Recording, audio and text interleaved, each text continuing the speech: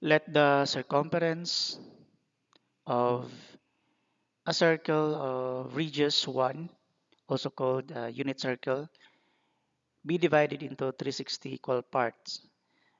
The measure of one such part is defined as 1 degree, and each degree is divided into 60 minutes, written by, okay, 60, okay, 60 minutes, and each minute is divided into 60 seconds, written by this notation. And the measure in degree of an angle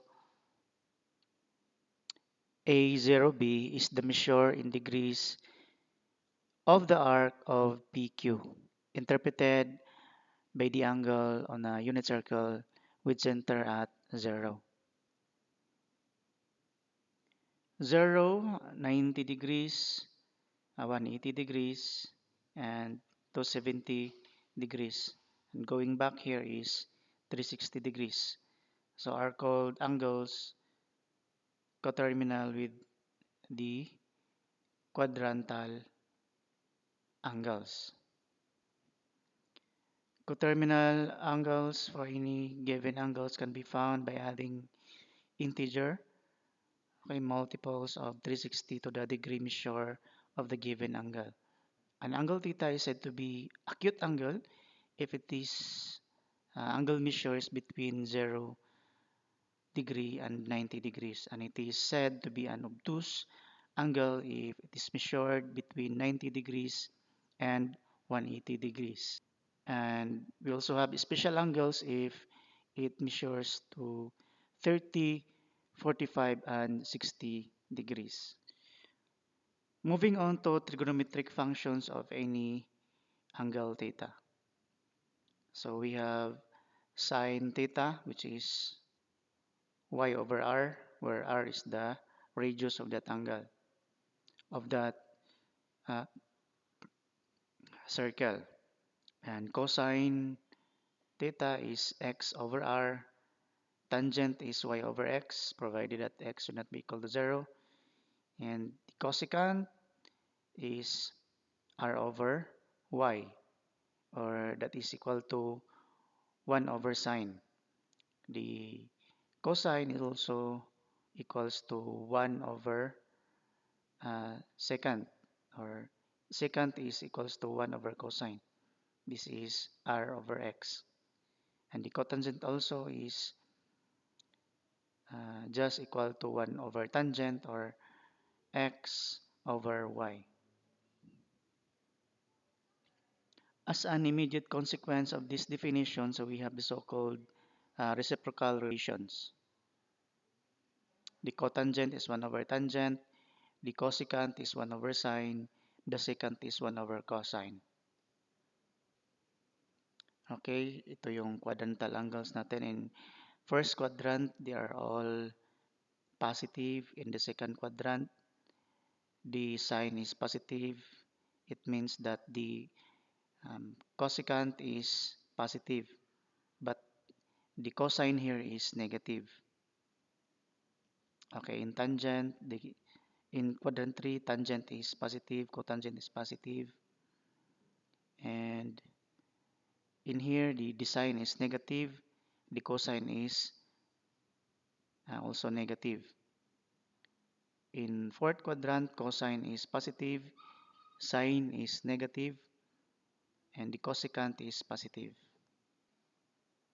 Example, in what quadrant will theta terminate if sine theta and cosine theta are both negative? Okay, in third quadrant, sine theta and cosine theta are both negative. Okay, determine the 6 trigonometric function values of angle theta whose terminal side passes through the point 3 and negative 4. Okay, in doing so, dapat mahanap natin yung r. And we know that r equals to the square root of x squared plus y squared. So from our r here, we got r equals to 5. Then substituting x equals 3 and y equals negative 4 since this is a coordinate and r is 5. So sine is y over r. So we get a negative 4/5 and this is also equals to the cosecant 5 over 4 and in cosine is x over r. The the secant is 5 over 3. The tangent is y over x. So this is negative uh, 3/4, uh, 4/3 rather. The cotangent is negative 3/4. So this is the 6 trigonometric function values of this given point. Find the values of cosine theta and tangent theta given sine equals 8 over 17 and theta is in quadrant 1 or the first quadrant. Okay, dito. So to find the cosine theta and tangent theta, dapat ma-determine natin kung ano yung r. Okay? From sine theta, we have r equals 17 and y equals 8.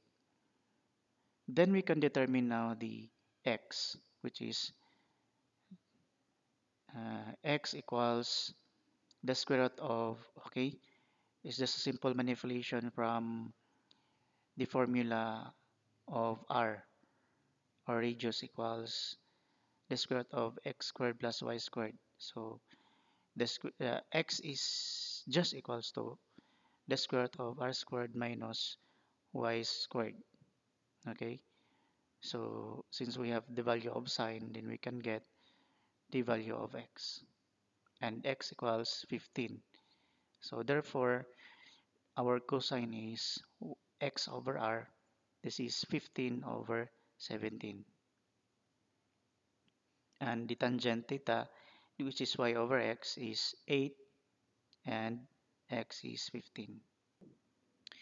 The choice of y equals 8 and r equals 17 is one of convenience. So note that this is the cosine theta. Okay, so it's just a multiple of, okay, multiply tayo dito ng 2. So we get 16 over 34. We might have taken y equals 16 and r equals 34. Then x is 30. So it's just equals to 17 over 15 over 17 and tangent is 8 over 15. So this is now the point and it satisfies that this point is in the first quadrant. Find the 6 trigonometric function of angles whose terminal side on the third quadrant and lies the line y equals 2x. Okay, in the line y equals 2x, in the third quadrant, so pili tayo ng point na negative. So dapat parehos lang negative kasi nasa third quadrant. So we pick na x equals negative 1. So substitute x here, then we get y equals negative 2. So this is now on the third quadrant. Then after that, find r so that we can now have the 6 trigonometric function. So from this point, we get r equals square root of 5. So we have now x equals negative 1, y equals negative 2, and r equals square root of 5. Then, okay, this is now the sine theta, which is y over r, and the cosecant is r over y. The cosine x over r, the secant is r over x. The tangent is x over y. The cotangent is, no, the tangent is y over x. The cotangent is x over y.